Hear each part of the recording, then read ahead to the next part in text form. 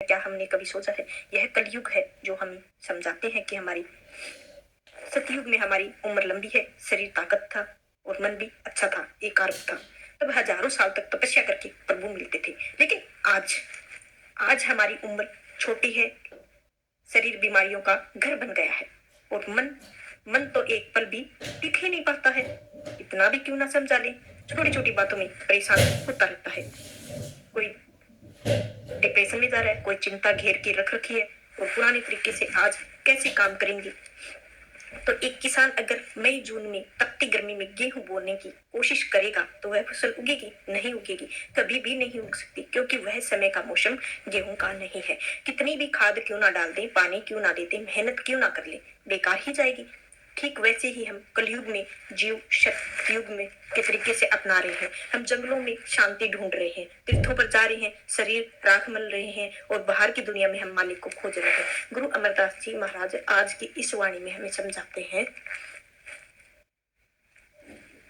कि मौसम के बीज बो रहे हैं, जिस मौसम के वह साधन सतयुग के काम देते हैं, कलयुग में काम नहीं देते हैं। क्या बाहर भटकने से मन मैला धुला हो जाएगा?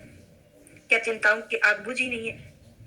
या आज भी गुरु एक बहुत बड़ा राज खोलते हैं कि इत्थे आगे हर मन सच्चाई, वो मालिका बाहर जंगलों में नहीं है, आपके अपने ही शरीर में अंदर 10वें द्वार पर बैठा है। चीज घर में है, बाहर ढूंढ रहे हैं तभी मिलेगी। सत्संग में तो साफ बताया गया है कि कलयुग में यमदूतों की मार और 84 के चक्कर में बचने के लिए सिर्फ एक ही साधन है, वो है सच्चा शब्द और नाम की कमाई। तो आज हम इसी पर पूरे भाव से सत्संग को पूरा करेंगे। आप पूरा जरूर सुने तो आपका दिल से शुक्रिया होगा। राधा स्वामी जी, जो जग में हम कर्म में कर रहे हैं वो तो हमने भोगने ही है। हरि हरि के नाम हो या फिर हमें किसी की बुराई हो।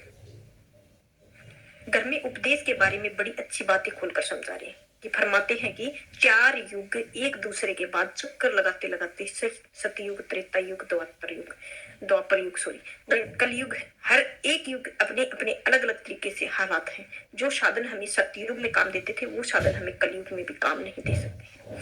सतयुग में हमारी उम्र बहुत लंबी थी, हमारा ख्याल भी दुनिया में कोई खास फैला हुआ नहीं था, हमारी सेहत बड़ी अच्छी थी। जैसे युग बदलते गए उम्र छोटी होती गई, ख्याल की दुनिया फैलती गई और सेहत भी कमजोर होती गई। कलयुग में आंखों में हमने देख रहे हैं कि विरला खुशकिस्मत भाग्यवान जीव है जो 85-70 की उम्र में भोग रहा है। सेहत के बारे में तो आपको पता ही है कि घंटा 1.5 घंटा सत्संग में चौकड़ी मारकर अगर हमें बैठना हो तो मुश्किल हो जाता है। ख्याल के बारे में हम सोचते हैं कि छोटी सी समस्या के बारे में 2 मिनट सोचना हो तो सारी दुनिया हम समस्याएं आंखों के आगे आकर खड़ी हो जाती है। इसीलिए गुरु साहब समझाते हैं कि जो साधन हमें सतयुग में काम देते थे वे साधन कलयुग में काम नहीं देते हैं, बिल्कुल भी नहीं देते हैं। इस युग में कौन सी युक्ति है, जो साधन है, जो कलयुग में आकर हमें क्या करना चाहिए? जन्म मरण से, दुखों से छुटकारा मिल जाए और हासिल के लिए हमें मालिक की भक्ति करने के लिए, मालिक के मिलाप के लिए क्या करना चाहिए? यह हमें मालिक भक्तों की, मालिक के प्यारों से पता लग सकता है कि वो समझाते हैं कि इत्थे आगे हरि नाम सखाई, कि अगर तुम देह में बैठकर भी 4 दिन सुख और शांति के काटने चाहते हो, तो आपस में जाकर मालिक से मिलना चाहते हो, तो एक ही तरीका है कि तुम शब्द की कमाई करो और नाम की कमाई करो। इसके सिवाय और कोई भी आपके पास रास्ता नहीं है, कोई भी तरीका नहीं है, कोई भी साधन नहीं है। एक और जगह है जी, गुरु अर्जुन देव जी समझाते हैं, अनेकों कर्म किए बहु तेरे, जो कीजे सो बंधन पेरे, कुर्ता बीज बीजे नाहे जमे सभी लाहा। गवाए कलयुग के कीर्तन के प्रधान के जपिए त्याग। गुरु साहेब फरमाते हैं कि जो भी हम मन में बुद्धि के द्वारा देह बंधनों से छुटकारा प्राप्त करने की कोशिश करते हैं, जब तक पूजा पाठ, तीर्थ यात्रा आदि कुछ करते हैं, हमें देह के बंधनों से छूटने की बजाय वो ज्यादा मजबूत से जकड़ लेते हैं। क्यों जकड़ लेते हैं? क्योंकि गुरु साहेब कहते हैं कि कुर्ता बीज बीजे ना ही जन्मे। अगर तुम जमीन में बेमौसम के बीज बोओगे तो वो फसल कभी भी तुम्हारे घर नहीं आ सकती है। जमींदारों को पता है कि अक्टूबर और नवंबर के महीने में गेहूं बोया जाता है। अगर कोई मई के महीने में या जून के महीने में गर्मियों में गेहूं बोएगा तो वो कभी प्राप्त नहीं कर सकता, चाहे कितना भी हल क्यों ना चला ले, खाद क्यों ना डाल ले, रखवाली क्यों ना कर ले, वह फसल कभी भी अपने घर नहीं ले जा सकता, कभी भी नहीं ले जा सकता। गुरु साहब फरमाते हैं कि कलयुग में कीर्तन प्रधान गुरुमुख जब ये लाए त्याना। कलयुग में अगर किसी भी चीज का महात्माओं ने खोलकर प्रचार किया है कि महिमा की है, कि उस कीर्तन की है जिससे गुरु बड़े ही ध्यान से अंतर में सुनते हैं। तो इशारा शब्द कहते हैं कि नाम की ओर कहीं बाहर नहीं। स्वामी जी महाराज कहते हैं कि कलयुग कर्म धर्म नहीं कोई, बिना उधार न कोई, जो मर्जी उपाय कर लो भाई, जो मर्जी उपाय कर लो, तरीका सोच लो, कितना भी दान पुण्य कर लो, कितने भी तीर्थ क्यों ना नहा लो, सरोवर में स्नान क्यों ना कर लो, ग्रंथ पोथिया वेद शास्त्र पढ़ लो, कान फड़वा लो, जटाएं रख लो, जिस्म पर भूत भी लगा लो, त्याग जंगलों और पहाड़ों में छिपकर बैठ जाओ, समाधि पर माथा टेकते रहो, लेकिन शब्द या नाम की कमाई के बगैर किसी हालत में तुम्हारा देह बंधनों से छुटकारा नहीं मिल सकता है। अगली पातशाही में समझाया है कि संत जनों मिल पायो सच्चा नाम संभाले, तासो बंदा जे का इथे उथे नाल, साधुओं संतों और महात्माओं के पास जाकर सच्चे शब्द की कमाई करो, सच्चे नाम की कमाई करो, यही तुम्हारा असली तोसा है, यही तुम्हारी असली पूंजी है, यहाँ तुम्हारे साथ भी तुम्हारे साथ ही जाएगी।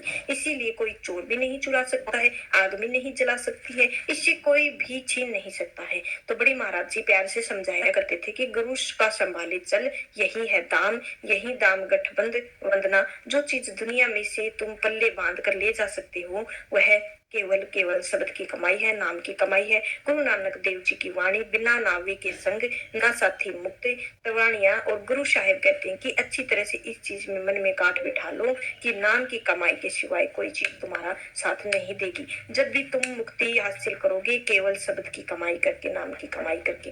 तीसरी पातशाह है समझाते हैं कि अमरदास जी कहते हैं कि संतो गुरुमुख पूरा पाई और राई नाई। तो ऐसे ही समझा रहे हैं कि जो भी हमने करना है वो कलयुग की तरह नहीं करना है, सतयुग समझ के ही करना है। और नामो पूज कराई हमें, मालिक की कोई भक्ति और प्यारा संत सतगुरु मिल जाए तो हमें शब्द नाम की कमाई करने का तरीका और साधन समझा सकता है, फिर हम मालिक की भक्ति और पूजा कर सकते हैं। यह भी समझाते हैं कि बिना हुए और पूजे ना हो परम भूली लोकाई। इस चीज को भी अच्छी तरह मन में बैठा लो कि उस नाम की कमाई के सिवाय मालिक की ओर कोई भक्ति नहीं है, मालिक की ओर पूजा नहीं है। दुनिया के जीव भ्रमों में फंसकर कोई किसी तरह दौड़ता है, कोई किसी तरफ दौड़ता है। गुरु नानक साहब जी की वाणी है, नाम विचार चले अनमार्ग अंत काल पुछताए। तुम नाम की कमाई करने का तरीका छोड़कर जिस रास्ते पर चलने की कोशिश करोगे आखिर मौत के वक्त पछताना पड़ेगा। पछताना क्यों पड़ेगा? बिन नावे दरे टोई नाही जन्म खवारी। नाम की कमाई के बिना कोई भी मालिक घर नहीं पहुंचा सकता है, यमदूतों के हाथों में खराब होना तय है। गुरु नानक जी देव जी कहते हैं कि हरि नाम में तुलना पुजेई सब डीठे ठोक बजाई। कहते हैं कि सुने सुनाई पढ़ी पढ़ाई बातें नहीं करता है, ठोक बजा कर निजी अनुभव से समझाते हैं।